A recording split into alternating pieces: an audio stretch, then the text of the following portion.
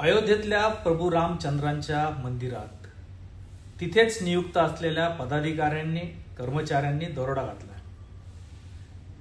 या मंदिरासाठी जो निधी मिळाला, दान मिळालं, लोकांनी जी काही दक्षिणा टाकली, या सगळ्याची देखरेख पुण्यातील स्वामी गोविंददेव गिरी महाराज यांनी करायची होती। कारण त्यांची नियुक्ती पंतप्रधान कार्यालयाने या ट्रस्टवर कोषाध्यक्ष म्हणून केली होती। स्वामी गोविंददेव गिरी महाराजांचं एक खुलासावजा निवेदन त्यांनी आज लोकांपुढे आणलेलं आहे। चोरी दरोडा हा जितका धक्कादायक आहे, तेवढाच धक्कादायक हा खुलासा आहे। हे स्वामीजी गोविंददेव गिरी यात म्हणतात की गेल्या महिन्यात मला पहिल्यांदा हे काम कसं होतं हे दाखवण्यात आलं।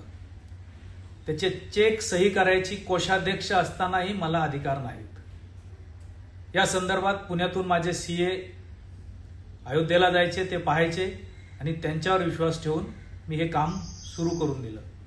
त्याच्यावर लक्ष दिलं नाही आणि स्वतः काय करत होते तर कथा सांगत प्रवास करत होते।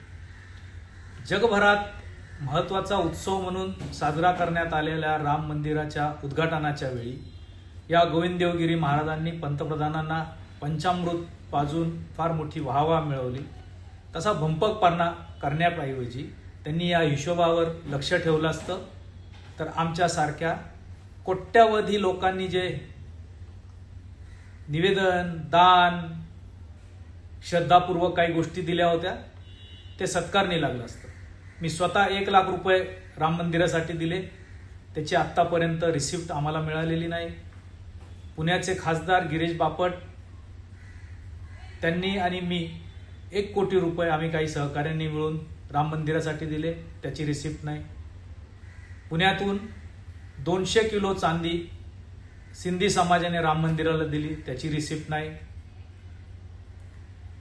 आता जर या पद्धतीच्या रिसिप्ट दिल्या जाणार नसतील आणि गोविंददेव गिरी महाराजांनी नीलम गोरे यांनी 1 किलो चांदी दिली तर त्यांना रिसिप्ट मिळाली, बाकीच्यांना रिसिप्ट मिळणार की नाही, ती दिली जाते की नाही हे पाहायची जबाबदारी या गोविंददेव गिरी महाराजांची होती।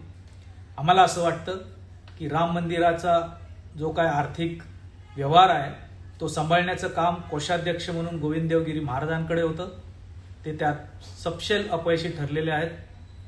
त्यांनी नैतिकतेच्या बळावर जर त्यांच्याकडे असेल तर त्यांनी या कोषाध्यक्ष पदाचा राजीनामा दिला पाहिजे, ज्या पद्धतीने सरचिटणीस चंपतराय यांनी राजीनामा दिला।